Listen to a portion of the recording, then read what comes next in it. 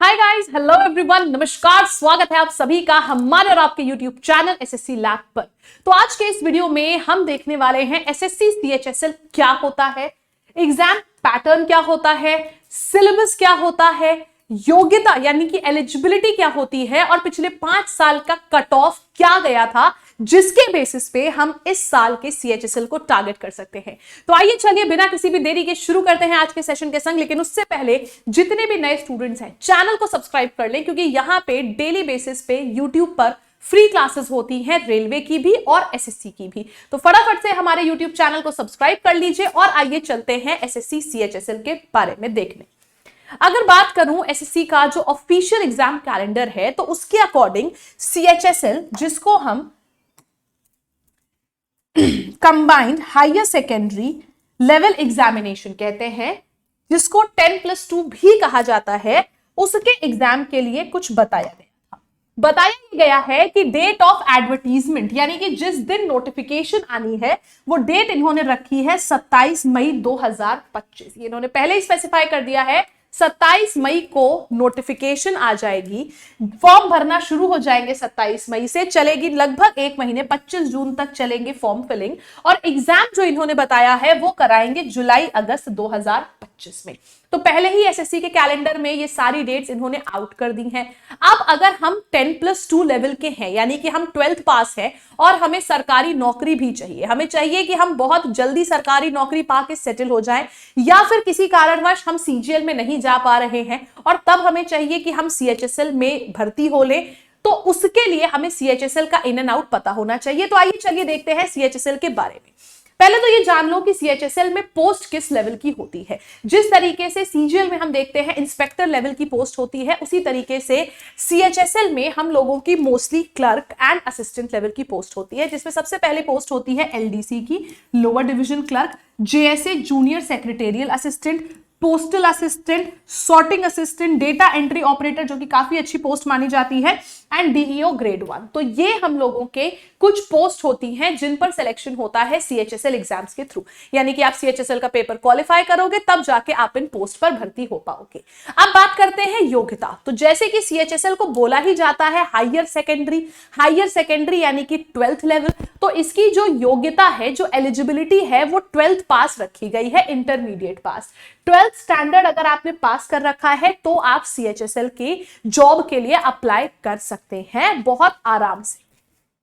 फिर बात करते हैं टीयर 1 में हम लोगों का पूछा क्या जाता है, मतलब सीएचएसएल का बेसिकली एग्जाम पैटर्न क्या होता है। जैसे कि मुझे डेटा एंट्री ऑपरेटर अगर बनना है, या फिर मुझे लोअर डिवीजन क्लर्क बनना है, या मुझे सीएचएसएल क्वालिफाई करना है, तो क्या क्या करना होता है। तो उसके लिए आपकी रिटन परीक्षा होती है, इसमें कोई इंटरव्यू नहीं होता है, बता दिया जाए आप लोगों को, कोई फिजिकल भी नहीं होता है। यहां पे रिटन परीक्षा होती है जो कि प्री और मेंस, जिसको हम टीयर 1 एंड टीयर 2 कहते हैं, इस फॉर्मेट में होती है। उसके बाद आ जाता है हम लोगों का टाइपिंग टेस्ट, जो क्योंकि यहां पे मैक्सिमम क्लर्क लेवल की जॉब है तो स्किल टेस्ट, जिसको टाइपिंग टेस्ट भी कहते हैं, और फिर लास्ट में आता है हमारा डॉक्यूमेंट वेरिफिकेशन।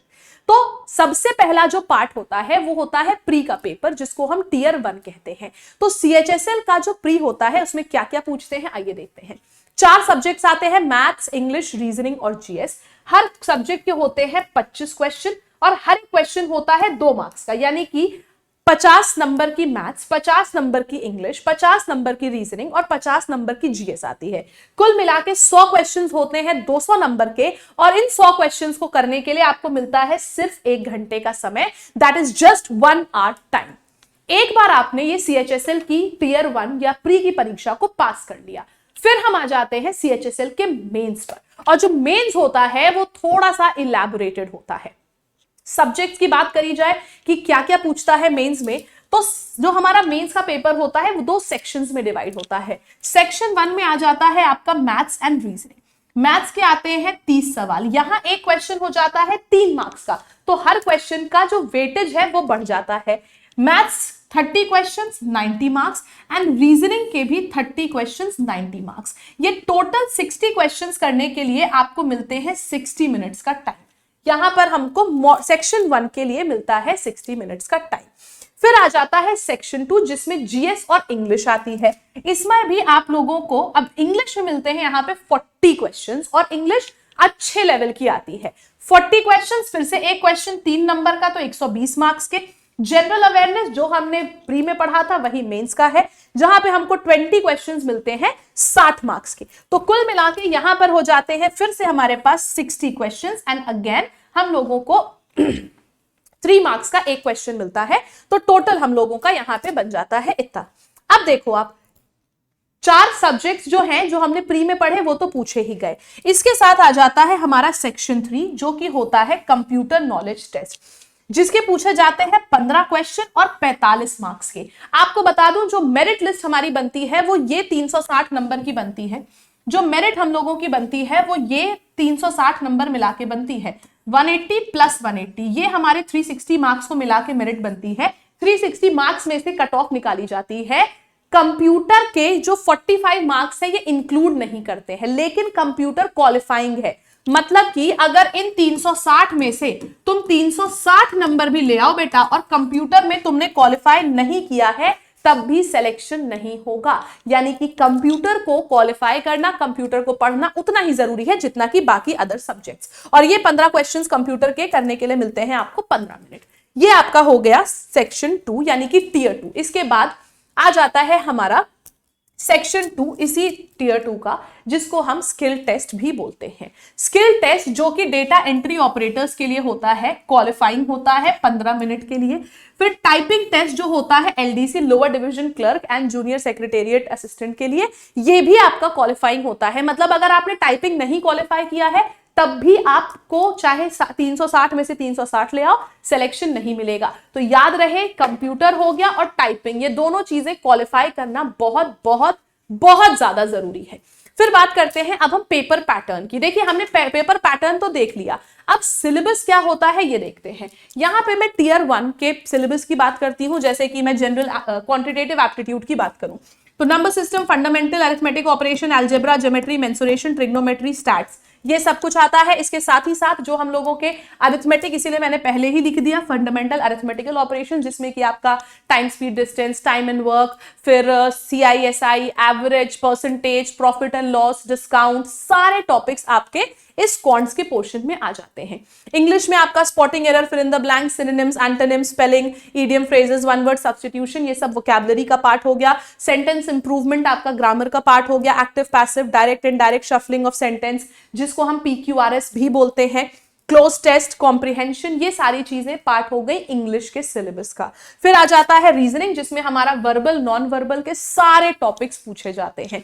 जीए की बात करूं, जनरल अवेयरनेस, तो जिसमें कि आप लोगों का जितना भी history, polity, geography, economics, physics, chemistry, bio, सारी चीजें, ये 7 सब्जेक्ट्स आपके आते हैं। History, polity, geography, economics, physics, chemistry, bio, ये 7 सब्जेक्ट्स आपके 12th इसकी एलिजिबिलिटी रखी है। लेकिन ये जितने भी चीजें पूछी जाती हैं ये अप टू 10th स्टैंडर्ड पूछी जाती हैं। तो ये रहा आपका जनरल अवेयरनेस का पूरा सिलेबस। इसी तरीके से अगर मैं टियर 2 के एग्जाम पैटर्न की बात करूं तो इंग्लिश का सिलेबस चेंज नहीं होता है, मैथ्स का सिलेबस चेंज नहीं होता है, रीजनिंग का सिलेबस चेंज नहीं होता है, और ना ही आपका जीके का सिलेबस चेंज होता है। यानी कि जो सिलेबस है हमारा वो बिल्कुल भी चेंज नहीं होता है टियर 1 एंड टियर 2 का। हाँ, क्वेश्चंस का डिफिकल्टी लेवल बढ़ जाता है। परसेंटेज में अगर हमको प्री में एक, मान लीजिए 10 में से मैं कहूं 7 डिफिकल्टी लेवल का क्वेश्चन मिला है, तो मेंस में शायद 10 में से 9 डिफिकल्टी लेवल का क्वेश्चन मिल जाए। तो डिफिकल्टी लेवल डिफरेंट होता है। अगर नंबर सीरीज मिली है हमको प्री में तो मेंस में भी नंबर सीरीज मिलेगी, वही पूरा सिलेबस रहता है। तो ये मत सोचिए हमें मेंस के लिए कुछ अलग से पढ़ना है, अलग से आपको कंप्यूटर पढ़ना है, आपको अलग से टाइपिंग करनी है, आपको अच्छे लेवल के क्वेश्चन शुरू से प्रैक्टिस करते चलने हैं कि हम प्री और मेंस की तैयारी एक साथ कर रहे हैं। तो ये रहता है आपका CHSL का टियर 2। इसके बाद आ जाता है हम लोगों का, अब सिलेक्शन प्रोसेस मैंने आपको शुरुआत में ही बताया था। पहले आप प्री क्वालिफाई करोगे टियर 1, फिर मेंस क्वालिफाई करोगे। मेंस क्वालिफाई हो गया और टाइपिंग टेस्ट नहीं क्वालिफाई कर पाए तो सिलेक्शन नहीं होगा। तो टाइपिंग टेस्ट क्वालिफाई जब आप ये तीनों स्टेजेस कर लोगे तब आपका document verification and medical test होगा, जिसके बाद जाके आपका प्लेसमेंट हो पाएगा अपनी पोस्ट के अकॉर्डिंग, एंड आपके जो स्कोर है और जो कट ऑफ है उसके अकॉर्डिंग जो भी पोस्ट आपको मिल रही है तब आपका हो पाएगा। बात करने अगर इसकी सैलरी की, तो लोअर डिवीजन क्लर्क यानी कि जो एलडीसी है इसमें पे लेवल 2 की जॉब होती है। जूनियर सेक्रेटेरिएट असिस्टेंट भी लेवल 2 की जॉब होती है। डेटा एंट्री ऑपरेटर लेवल 4 और लेवल 5 की जॉब होती है। डेटा एंट्री ऑपरेटर हमारी सबसे ज्यादा चाहने वाली जॉब होती है कि स्टूडेंट्स चाहते हैं कि ये जॉब मुझे मिल जाए।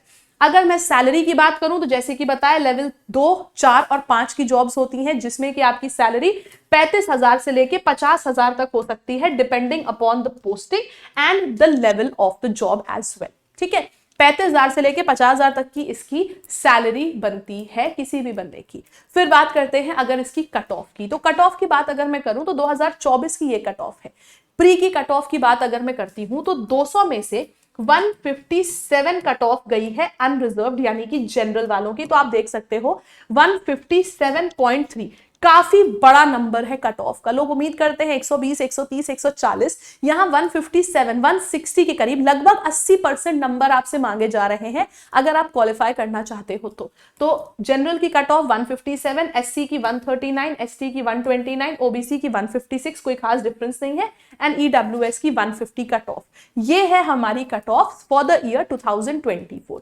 फिर उसके बाद बात करी जाए 23 की, तो आप over the years cut off देखो कैसे बढ़ रही है। 2020 में कट ऑफ थी 141, फिर 2021 में भी 140 के करीब, फिर बढ़ के हुई 157, फिर थोड़ी कम हुई 153 एंड फिर 2024 में बढ़ के 157 कट ऑफ हो गई। तो अगर आप उम्मीद कर रहे हो 2025 में कि कट ऑफ कम होगी तो ऐसा बिल्कुल भी नहीं है। जिस हिसाब से सीएचएसएल की कट ऑफ हम देख रहे हैं for the past 5 years and जिस हिसाब से सीजीएल की भी कट ऑफ देख रहे हैं कि किस हिसाब से बढ़ती जा रही है, तो आप मान के चल सकते हो कि इस साल की कट ऑफ भी आपकी कहीं 160 से 165 के करीब जा सकती है। तो हमारा टारगेट यही रहना चाहिए कि हम 80% क्वेश्चन सही करके आए, नेगेटिव मार्किंग की तरफ बिल्कुल भी ना जाके एक्यूरेसी अपनी मेंटेन रखें।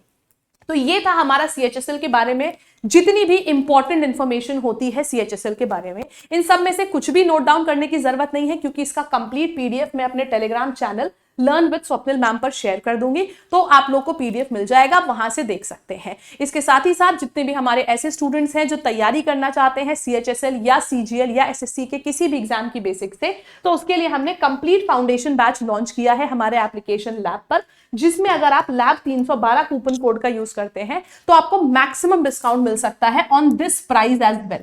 कोर्स तो है 2200 रुपए का, लेकिन 1599 में आपको पूरी प्रिपरेशन कराई जाएगी एसएससी की, जिसमें CGL, CHSL, MTS, GD, phase, टेनो सारे एग्जाम्स इंक्लूडेड हैं इस कंप्लीट फाउंडेशन बैच में फॉर एसएससी एग्जाम्स। तो इसको आप देख सकते हैं, लैब एप्लीकेशन एंड वेबसाइट पर अवेलेबल है।